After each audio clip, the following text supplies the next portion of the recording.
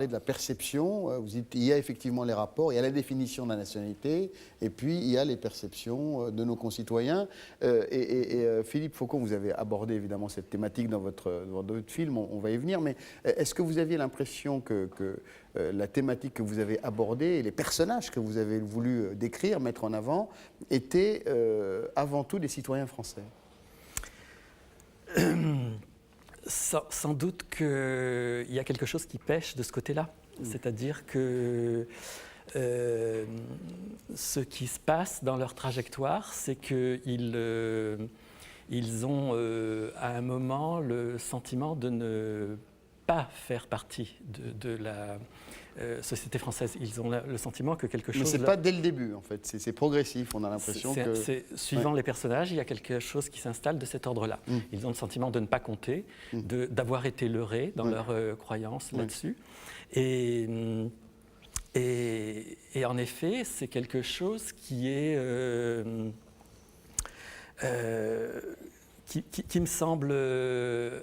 à l'œuvre, c'est-à-dire dans certains quartiers, dans certaines zones. Certains quartiers, en effet, les gens ont l'impression que quelque chose leur est fermé, et c'est à partir de ça qu'ils développent des sentiments de ne pas faire partie du pays dans lequel ils sont nés et ils ont grandi. Et toujours dont vécu. ils parlent évidemment la langue, et souvent seulement la langue. Voilà, donc imaginez comment peut se construire, je mets le mot construire entre guillemets, ou quelquefois se déconstruire, un individu qui a le sentiment d'être né quelque part, d'y avoir toujours vécu, d'y avoir grandi, et de ne pas réellement en faire partie. Bon. Alors justement, comment un jeune homme de ces quartiers sensibles se fait enrôler par une organisation terroriste? C'est un des thèmes de ce film, la désintégration, extrait, puis retour sur le plateau de Toutes les France. مبروك عيدك أم. مبروك العيد ولدي. مليحة هذه. بصحتك ولدي. Je voudrais savoir s'il serait possible de lui parler ou éventuellement de le rencontrer quand il voudra. Qu'est-ce que change là-dedans? Ton nom. Monsieur Aoussi. Alors, ton stage, tu trouves? Je cherche. Mais tu trouves pas. Je te dis ça, je veux pas te décourager, hein. Vous êtes des Français, soi-disant, vous avez fait des études, vous avez droit à rien. J'arrête l'école. Je veux plus. Tu crois que c'était facile pour moi de m'appeler Rachid Aouzi? Commence pas à te laisser aller, tu continues jusqu'à ce que ça marche. L'islam est venu pour affirmer la justice sur terre. Monsieur Aouzi, votre frère fréquente des gens peu recommandables. Le djihad est le plus haut sommet de l'islam. Voilà ce qu'on vous enseignera pas dans les mosquées dévoyées. C'est qui les types qui te mettent ces idées dans la tête? J'ai rien à t'expliquer. Vos frères, ce sont les moujahidines, ceux qui se battent. واش ضغط على المنبر ديال الاسلام ما تحشمش تقول هاد الهضره هذه. Il faut rompre avec vos familles. Ici, ils ont perdu leur repère. La France leur a tout pris. هادينا دين الإسلام دين الإيمان ودين الرحمة ودين التخشع.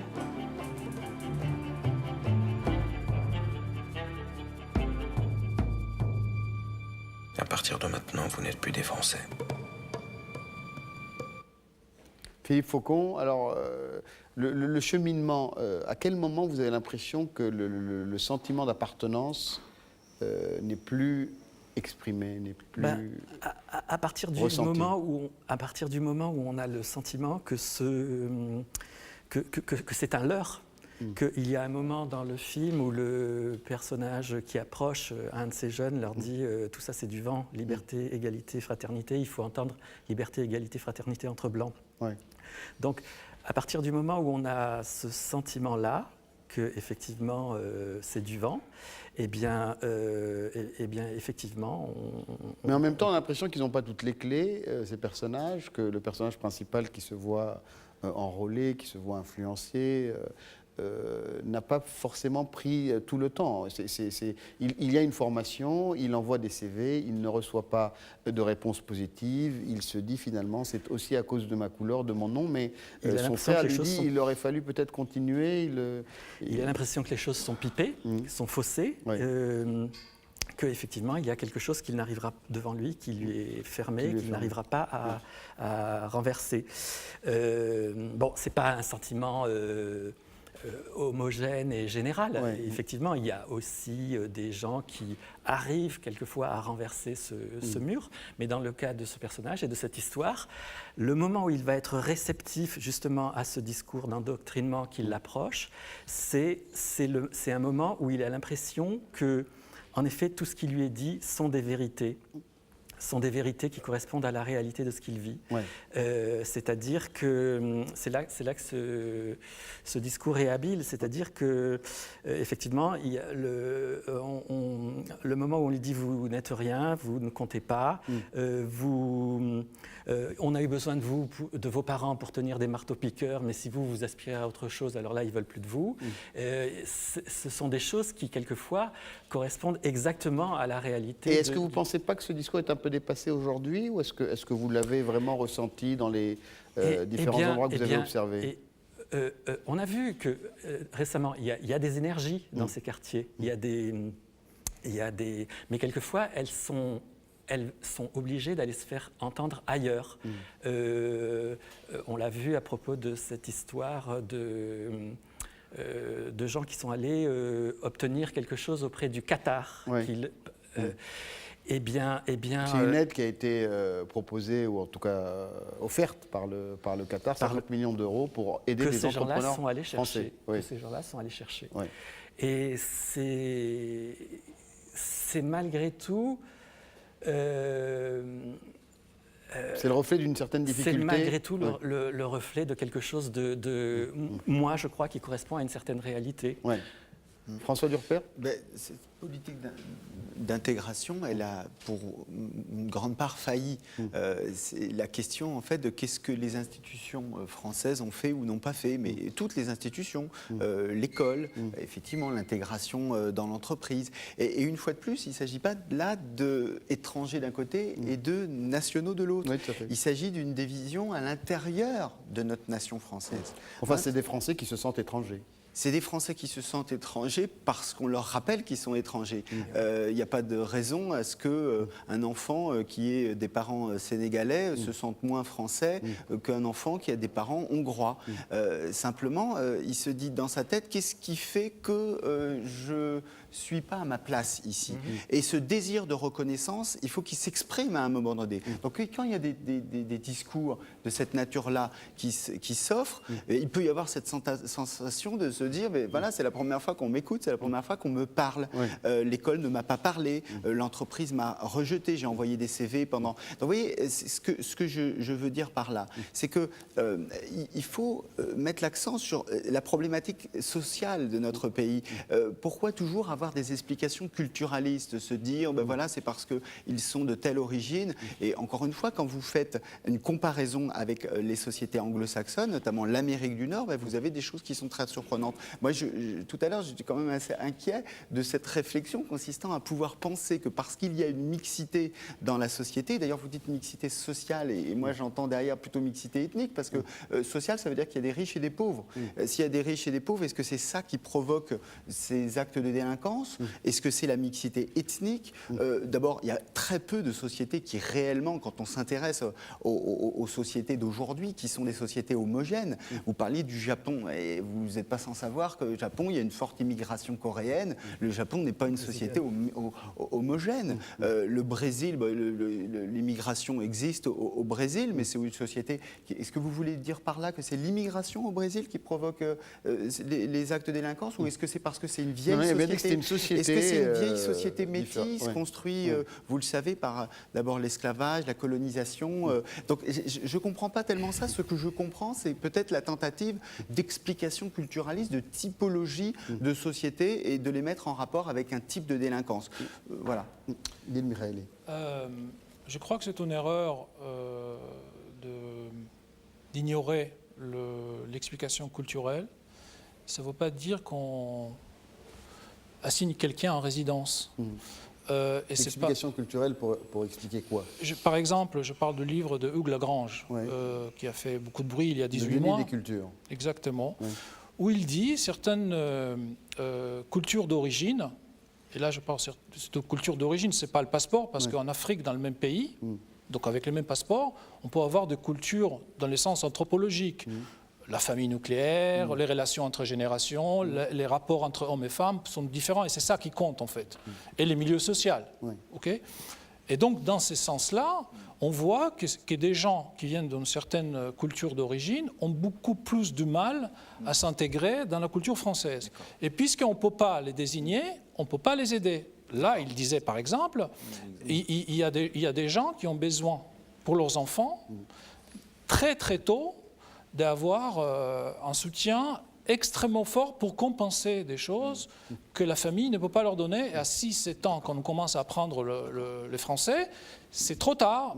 C'est trop tard. Et je dirais juste autre chose, pour le côté, ce qu'on appelle social, mais en fait économique, on a un énorme problème en France, énorme problème, c'est la disparition des petits boulots. Quelqu'un, il y a 40 ans, 45 ans, il a arrêté l'école à 15 ans, il pouvait travailler au Figaro pour prendre le courrier à 5e étage. Il y avait plein de petits boulots. Oui, on pouvait commencer. Aujourd'hui, on a des bacs plus 5 au chômage. Et donc, il n'y a pas de plan B. Il n'y a pas de plan B. Et dernière chose, pardon, c'est quand même important de dire, l'immigration, c'est une tragédie. C'est une déchirure, c'est un déclassement des adultes qui parient sur l'avenir de leurs enfants. Et c'est toujours difficile, et je ne sais pas s'il y a dans le monde un seul cas d'un pays où on dit, voilà, chapeau, là ça marche. Toujours mais la question, critique, justement, est leurs enfants. C'est toujours un pari, c'est le déclassement des parents, l'humiliation, c'est à 30 ans de ne pas pouvoir remplir un papier administratif. Mais avec le rêve, je suis dans la caricature, que les fils seront médecins. D'accord. Xavier Hofer, et puis je vous donne la J'ai deux raisons d'être en profond désaccord avec les analyses qui ont été faites et qui sous-tendent ce film, et une partie des analyses de M. Durper, qui visent d'ailleurs toujours à culpabiliser les mêmes, c'est-à-dire les Français. Non, je ne parle que des Français, là. Oui, quand je parle de Français, vous imaginez... culpabiliser le pays d'accueil. Culpabiliser le pays d'accueil, j'ai parlé la France. d'institution, je ne culpabilise personne. Je suis professeur. Et donc, quand je dis que l'école a failli, je ne culpabilise pas des individus. Je me culpabiliserai moi-même. Je m'interroge sur les politiques d'intégration. Voilà. Mais les politiques, elles ne sont pas dans le ciel. Elles sont soutenues par... Je me dis, est-ce que l'école a suffisamment francisé, par exemple? Est-ce qu'on apprend l'école de France? Mais attendez, il faut être deux. Dans le rapport éducatif, entre le professeur et l'élève, c'est quand même le professeur qui transmet l'éducation. À partir du moment où il y a des micro-communautés qui disent qu'il ne faut pas s'intégrer, vous avez vu. Donc les élèves, vous pensez que dans la classe, ils disent attention monsieur, dans le je film, ne peux pas m'intégrer. Au contraire, vous avez une vision une volonté très très profonde dans le film. Je ne vais pas en révéler tous les aspects, mais le personnage principal a une volonté très ancrée. Mais quand même pour corriger ça, parce que c'est important pour Philippe Faucon, le personnage principal veut justement, et n'a jamais pensé à autre chose que d'être dans le giron français, d'être intégré. Il a travaillé, il a suivi une formation, a envoyé une centaine de CV, n'a jamais reçu de réponse. Et là commence l'interrogation en fait sur soi, en disant c'est peut-être à cause de moi, à cause de mon prénom, à cause de mes parents. Voilà, c'est le point de départ. Combien de personnes sont dans cette situation-là en France et combien ont cédé aux sirènes du djihad? Si vous calculez le nombre d'individus qui ont été par exemple combattre en Afghanistan ou qui ont voulu le faire, sur les doigts d'une main. Quelques dizaines sur quelques centaines de milliers, voire quelques millions, d'une part. Et deuxièmement, l'inanité de l'explication sociale tient au fait que ce sont des gens, les familles les plus intégrées, les plus riches de l'immigration qui ont été combattre en Afghanistan. Ni Bin Laden, ni la totalité ou la quasi-totalité de ceux qui le suivaient n'étaient des fils de pauvres. On n'était pas des damnés de la terre. Le dernier qui a été jugé aux États-Unis, par exemple, pour avoir voulu se faire sauter dans un avion avec un slip rempli d'explosifs, était un fils d'ambassadeur. Voilà. Alors, donc l'origine sociale. Ce qui concerne la situation française, j'ai travaillé sur ce sujet avec beaucoup de gens venus d'Algérie. Voilà, j'ai pratiquement sur la centaine en question. Je ne dirais pas que je les connais tous, mais j'ai vu les dossiers des 9/10 d'entre eux, et ça n'était pas des damnés de la terre, croyez-moi. Alors c'est peut-être un reproche qu'on peut vous faire, Philippe Faucon. J'ai posé la question. Oui, en France, bien sûr, il parle de la France. Mais ailleurs aussi. Là quand même, on a l'impression qu'il y a... Si on prend les 19 qui ont sacrifié leur vie en se jetant dans les tours à New York, vous allez voir, c'était des ingénieurs, des gens comme ça. C'était pas du tout des damnés de la terre. Il y a le cas de Zacharias Moussaoui, qui a été accusé d'être le 20e pirate de l'air. C'était faux. qu'il l'a revendiqué. Je ne sais pas si c'est vrai ou pas. C'est un semi-malade mental, le pauvre garçon, il n'était pas à sa place. C'est en tout cas quelqu'un qui était le fils d'une femme de ménage. Non, mais lui, il n'était pas parmi les 20, en tout cas. Bon, non, mais Philippe, c'est peut-être un reproche qu'on pourrait vous faire, c'est-à-dire que vous avez un scénario qui montre ce personnage, ces 3 personnages qui vont se faire enrôler, se faire convaincre par un extrémiste intégriste, et on se demande si ça peut être le cas, et est-ce que ça peut être présenté comme un modèle de manipulation. Est-ce que les jeunes sont si... je veux dire, bête de se faire manipuler par un gars qui assène ses vérités. Et puis il y a aussi des choses, pardonnez-moi, mais c'est important, il y a aussi des choses qu'on ne voit pas, parce qu'elles ne sont pas visibles et qu'elles ne sont pas dites. Parmi les gens qui ont cédé aux sirènes du djihad, combien étaient issus de familles de harkis je peux répondre. Et qui essayaient de trouver une solution à une espèce de rejet intérieur et n'avaient rien à voir avec l'Algérie. Alors, ce ne sont plus des nantis et des privilégiés. S'agissant de fils de harkis. Sur des citoyens français. Oui, le fait que ce soit effectivement quelque chose qui concerne quelques dizaines d'individus, je suis tout à fait d'accord, c'est extrêmement de cet ordre-là. Ça n'est pas parce que c'est de cet ordre-là que ça n'est pas à pointer. Oui, dans les années 70, Action Directe, c'est une dizaine de personnes. Les RAF, c'est quelques dizaines de personnes. Au début du siècle, la bande à Bono, Ravachol, etc., c'est une dizaine de personnes. En même temps, ces affaires-là expriment quelque chose de l'époque, aussi bien au niveau des années 70 qu'au début du siècle, c'est-à-dire en effet l'expression d'une violence comme ça qui va répondre, d'une violence qui est complètement barbare, je suis tout à fait d'accord, mais qui va être une réponse, une forme de réponse à une autre violence d'ordre social, sociétal. Et ça dit quelque chose de ces moments-là, il me semble. Vous refusez une place à l'usine et vous avez le droit de poser des bombes, c'est ça que vous dites. Je ne dis pas ça, je dis que ça raconte quelque chose de l'époque. Je ne dis pas que ça le justifie, absolument pas. Absolument pas. Je dis que ça raconte quelque chose de l'époque et que voilà, il faut peut-être... Ça reste une fiction. Ça reste une fiction de toute façon et qu'il faut s'interroger là-dessus. En ce qui concerne la façon dont le personnage est approché, vous me dites... Eh bien, en effet, c'est l'histoire de tous ces jeunes gens. Et à un moment, ils ont été réceptifs à un discours, en effet, qui est un discours complètement... Très identitaire, finalement. Très identitaire, de désignation de l'autre comme mauvais, responsable, etc.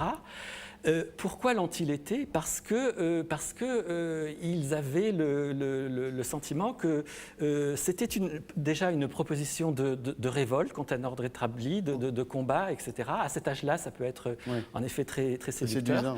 Et puis comme je le disais tout à l'heure, dans le fond de ce qui leur était dit, il y avait une part de choses qui étaient pour eux des vérités qui correspondaient à Mais alors, est-ce que c'était sous-jacent, cette envie de retour à des cultures qui seraient proches de celles de leurs parents ? Est-ce que c'est... Je ne sais pas. Il y a eu un moment où en effet, par rapport à la désillusion qu'ils ont eue quant à leur place dans la société dans laquelle ils ont été nés, ils se sont repliés de façon rigide. Il invente. Il ne revient pas vers quelque chose qui existait. Ils se sont repliés. Ça n'existait jamais. C'est un fantasme.